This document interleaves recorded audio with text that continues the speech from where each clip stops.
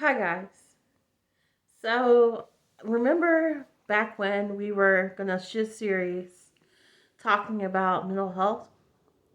Well, I've had some time thinking about it, and I think it's gonna be better instead of rushing a bunch of information off the internet and spilling it back out to you in the most boring way possible to make things a little bit more interesting.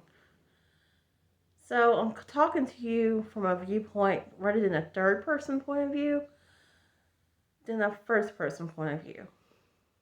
So I've decided to rename these series.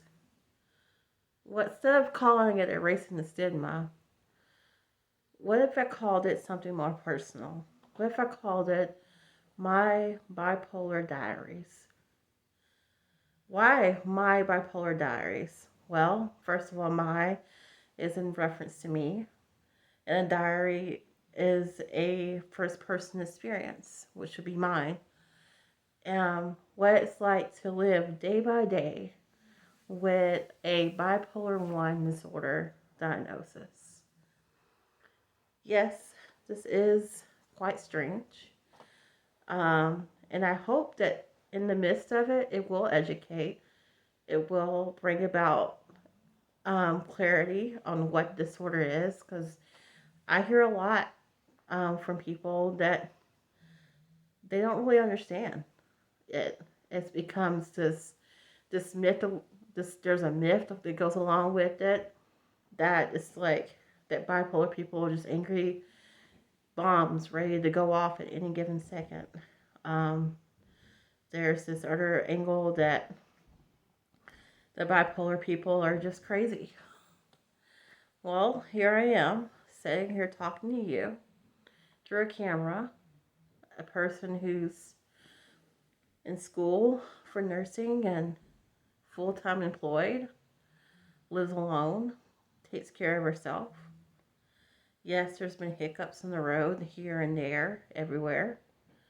But in the end of the day, I'm still me.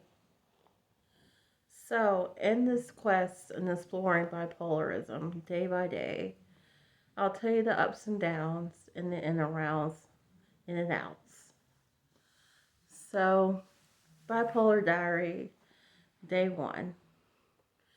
So, to better understand the struggle in general, you have to understand the complexities, that there's symptoms, and for these symptoms, there are medications. And these medications, when I tell you they're not perfect, they're not perfect. Before I started taking medications, I was relatively slender. Let's just say that. As you can tell through this camera, I've gained a few pounds. And a lot of that is due to a medication called Depakote. Depakote and several antipsychotics that are known to add 20 plus pound for you, 20 plus pounds almost instantly. Sometimes I look in the mirror and I barely recognize myself because I wasn't a big person growing up. I was relatively small. Um, like, I remember senior year of college, I was wearing a size 8. And now I can only imagine doing that. Yes, I try to work out. I try to watch what I eat, but sometimes I'm consistently hungry. And it sucks because I'm really anxious about my weight a lot of the time. And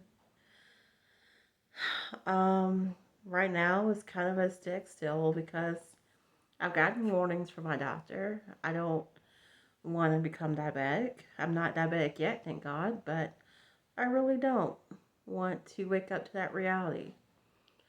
So we're deciding whether or not to drop a certain medication. But then, when you drop a medication, there comes the question of stability.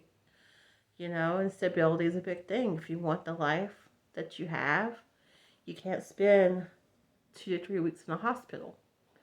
In hospitals in the bipolar one world is a sad reality. Um, It's an awful reality, but it's true. It's a reality. Um, and then on top of that, it's medication affordability. Guess what? Insurance doesn't cover everything. Um, yeah, realistically, it doesn't. And, there are some medications who are newer on the market, particularly one that I'm taking, that's $1,700, and it's currently being covered by a manufacturer's coupon.